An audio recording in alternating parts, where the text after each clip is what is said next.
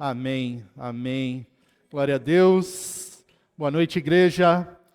A paz seja com todos. Amém. Vocês podem se assentar. Obrigado, Mari.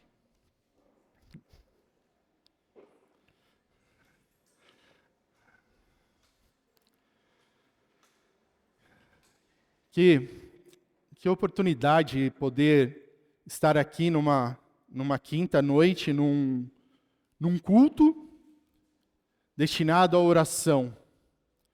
E é algo que o Senhor tem falado tanto comigo, por conta da importância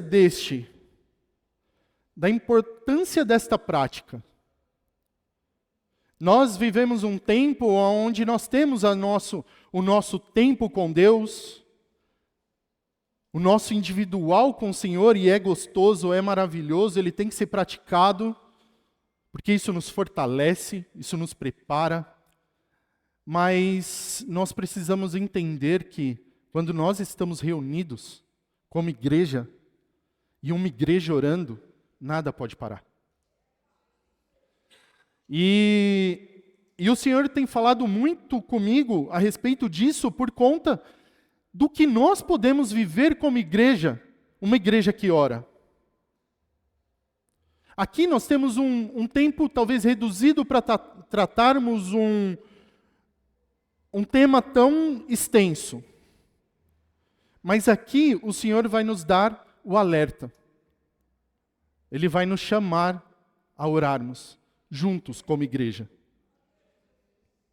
E nós veremos aquilo que o Senhor irá fazer, porque a palavra dele é quem diz isso, não sou eu. Então esse é o momento, e isso é o que o Senhor tem falado ao meu coração. Então o anseio, o desejo por viver isso.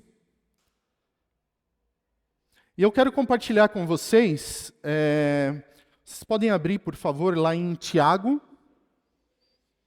livro de Tiago, capítulo 5, dos versículos 13 a 18.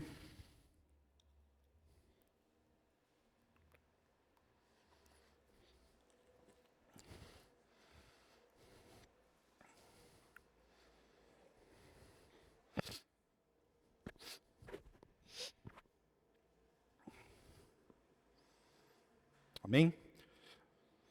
Vou ler. Alguém de vocês está sofrendo? Faça oração. Alguém está alegre? Cante louvores. Alguém de vocês está doente?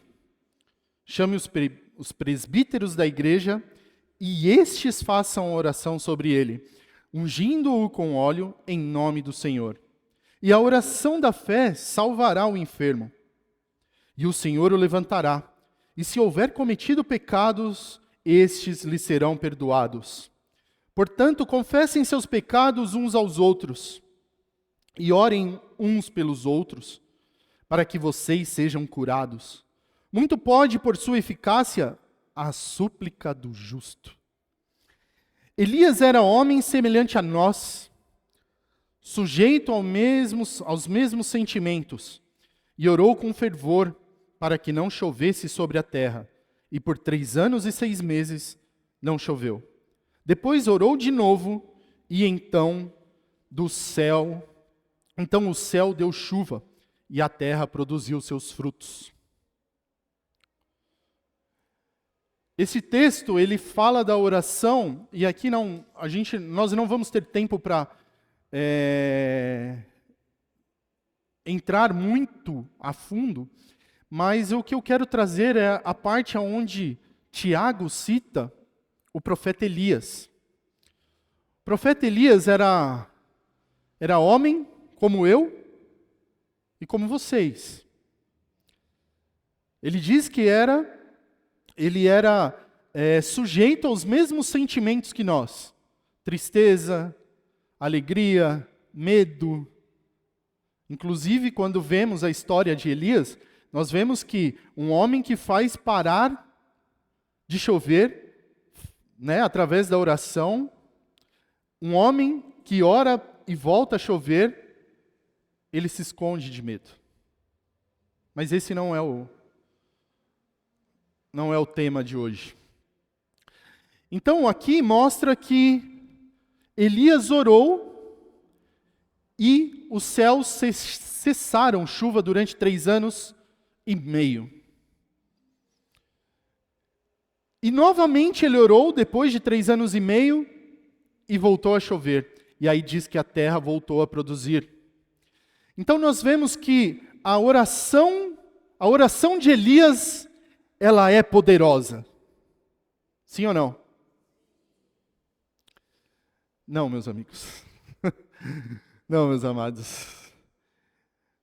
Quem ouve a oração é poderoso para fazer. Quem ouve a oração, ele é poderoso para fazer isso. Mas aí nós temos que ter atenção, porque o quão importante é orar. O quão importante é estar diante do Senhor. Então, quando nós olhamos para Deus, eu carrego uma frase que o AP ministrou aqui há algum tempo, alguns anos, que ele fala que o sobrenatural é da nossa percepção, do nosso ponto de vista. Do ponto de vista de Deus, é o natural. Então, muitas vezes nós cansamos ou tomamos vias erradas para viver o sobrenatural, sendo que nós deveríamos nos manter vivendo o natural diante de Deus. Porque Ele é o Deus do impossível. Ele é o Deus que tudo pode. E por isso nós nos achegamos a Ele, em oração.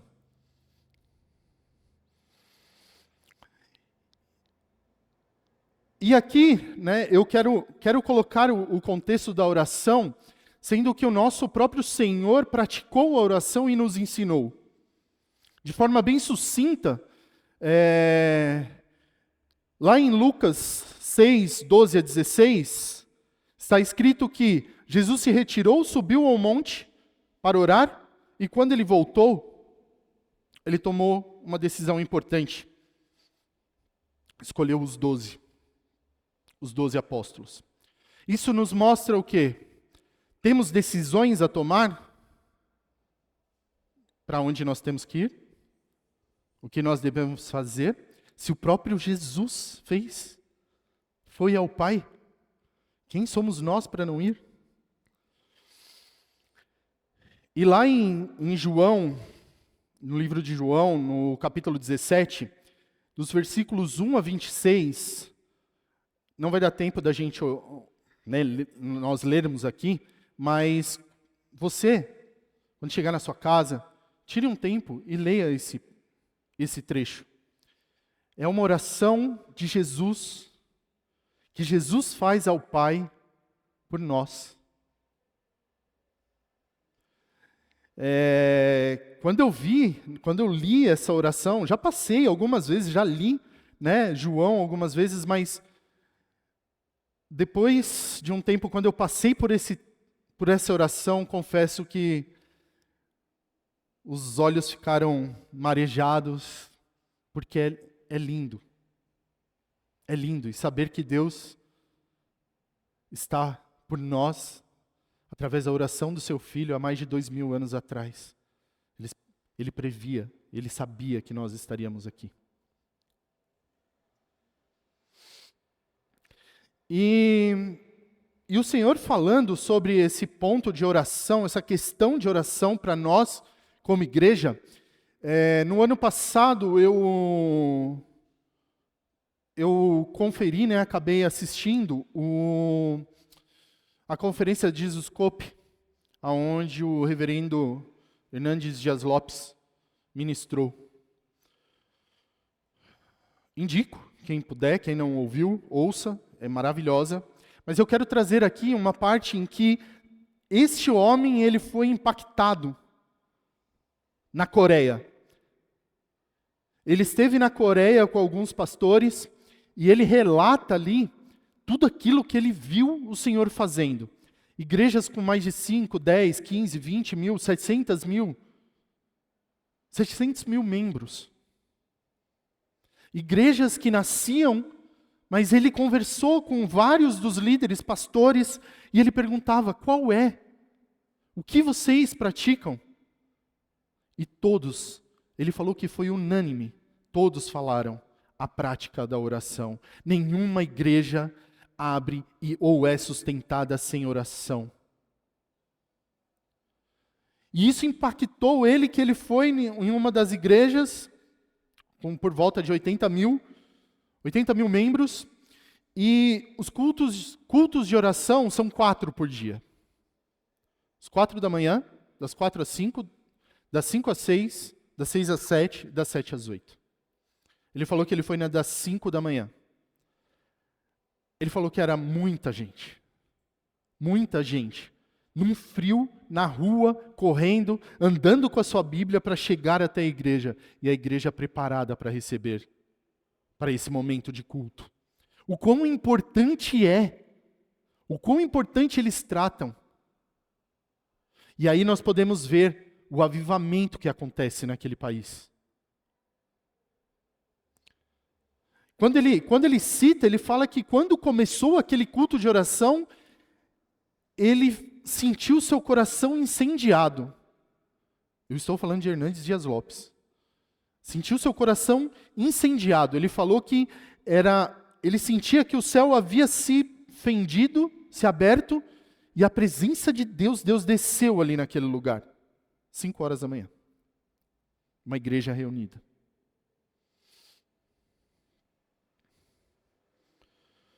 Então nós precisamos, quando nós estamos nesse tempo, no mais profundo, ele era uma vez por mês às sextas-feiras. E nós sempre conversávamos aqui, né, porque aí tinha sextas que vinham bastante gente, tinha sextas que não vinha tanta gente. Aí nós de segunda-feira temos o nosso tempo de homens aqui, de oração também, o Busca Matinal.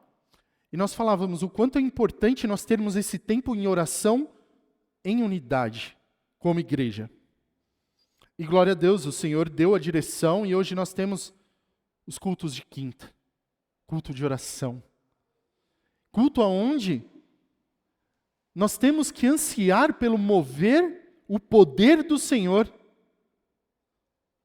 Porque se nós saímos de casa tão somente para virmos até aqui, chegarmos até aqui, e não esperar, e não querer a presença dEle, não vai adiantar.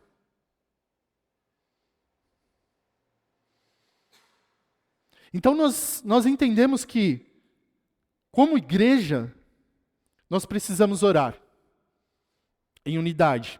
E nós estamos praticando isso aqui.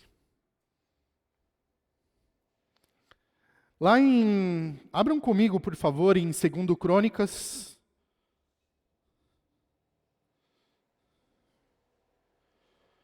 No capítulo 7, versículos 14 e 15.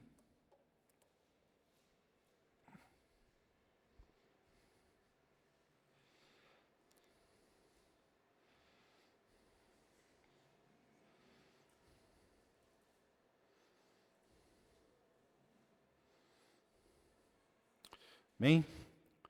Está escrito: se o meu povo, que se chama pelo meu nome, se humilhar e orar, buscar a minha face e se afastar dos seus maus caminhos, dos céus eu ouvirei, perdoarei o seu pecado e curarei a sua terra.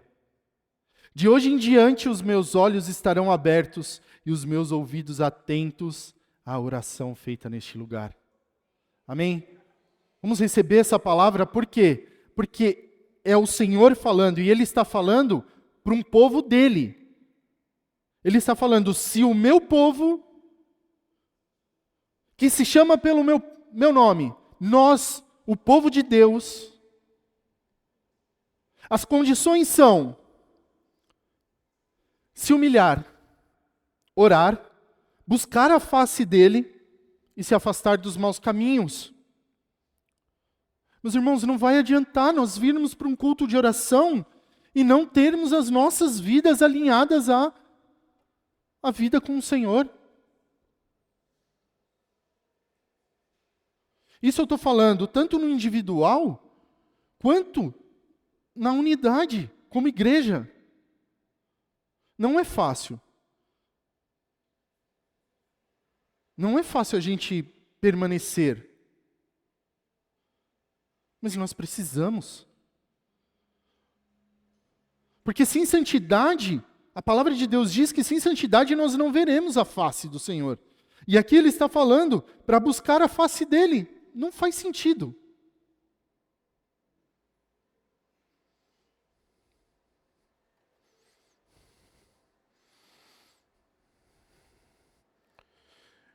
Eu gosto muito de um versículo, está lá em Efésios 3:20, que diz assim: Ora, aquele que é poderoso para fazer infinitamente mais do que tudo o que pedimos ou pensamos. Esse é Deus. Mas o versículo não termina aqui, porque ele termina falando que conforme o seu poder que opera em nós. Nós temos o Espírito de Deus em nós, um poder que nós não podemos calcular, mensurar. O Criador de todas as coisas, este poder está em nós. Mas como nós estamos agindo com esse poder? O que nós estamos fazendo com o Senhor? Com o Espírito Santo que está em nossas vidas? Quem tem conduzido as nossas vidas? O quanto nós temos orado? O quanto nós temos nos aproximado para viver aquilo que o Senhor tem para as nossas vidas? Nós podemos ver que, pela oração, é quebrada esterilidade. Qual a parte das nossas vidas, qual a área das nossas vidas tem sido estéril? Aonde nós podemos identificar esterilidade? Porque a esterilidade, ela não permite a reprodução. Então, quando se tem esterilidade, você não reproduz a Jesus. Aquele que nós vimos lá no começo, que orou, que nos ensinou a orar. Mas a oração, ela quebra a esterilidade. Isso nós podemos ver através da vida de Isaac e Rebeca. Rebeca era estéril. Nós podemos ver através da vida de Jacó e Raquel. Nós podemos ver através da vida de Ana, esterilidade quebrada e uma reprodução, ali nascendo homens que tiveram suas vidas transformadas, tiveram suas vidas guiadas pelo Senhor. Então dessas vidas geraram Jacó, geraram o Israel, né? Jacó, Israel, para ver a magnitude disso, gerou um dos profetas mais abençoados, mais poderosos, Samuel. E o que a nossa vida tem gerado através da oração?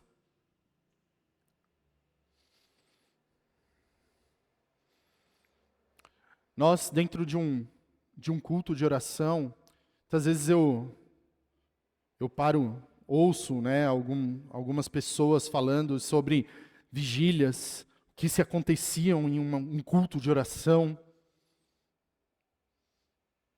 E eu confesso, eu fico me perguntando, Senhor, por quê? Por que não estamos vivendo hoje? Tempos diferentes?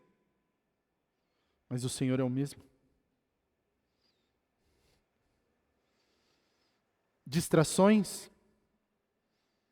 O Senhor continua sendo o mesmo.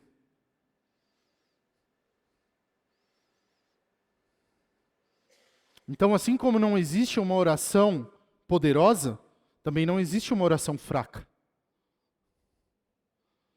Porque quando nós nos colocamos diante do Rei dos Reis, ele diz que até o Espírito nos ajuda com gemidos inexprimíveis.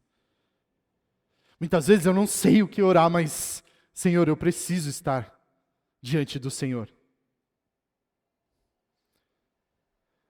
Então, nessa noite, que nós possamos nos levantar de uma forma bem sucinta, como um alerta do Senhor para nós, mas que nós possamos nos levantar como uma igreja que ora, que combate, que luta, que vê o poder de Deus em ação. É isso que nós precisamos sonhar para nós. Nós sonhamos com muitas coisas. Temos muitas coisas que o Senhor tem direcionado para a nossa igreja. Mas, meus amigos, nós precisamos sustentar em oração. E isso não é só para a linha de frente, só para o AP, os pastores, líderes. Isso é para nós, como igreja, como corpo. Eu creio que veremos uma igreja, a Igreja Apostólica Menorá, uma igreja cheia do poder do Espírito, uma igreja que anda no poder do Espírito, aonde os enfermos serão curados, aonde os drogados serão libertos, onde famílias serão restituídas, porque é o poder de Deus que opera em nós. Amém? Glória a Deus. Eu quero deixar aqui também, Paulo, ele orou pela igreja de Filipenses, e eu quero trazer essa oração para nós como igreja apostólica Menorá. Está lá em Filipenses 1, versículo 19 a 11. Esta é a minha oração, que o amor de vocês aumente cada vez mais, em conhecimento e em toda percepção, para discernirem o que é melhor, a fim de serem puros e irrepreensíveis até o dia de Cristo, cheios do fruto de justiça, fruto que vem por meio de Jesus Cristo, para a glória e louvor do seu nome. Amém? Que nós tenhamos essa oração para nós, que nós sejamos cheios do fruto, cheios de frutos, porque nós estamos na videira verdadeira. Uma igreja que se levanta e ora, nós vamos viver o sobrenatural do Senhor de forma natural. Amém? Glória a Deus. Então, agora nós vamos para a parte principal.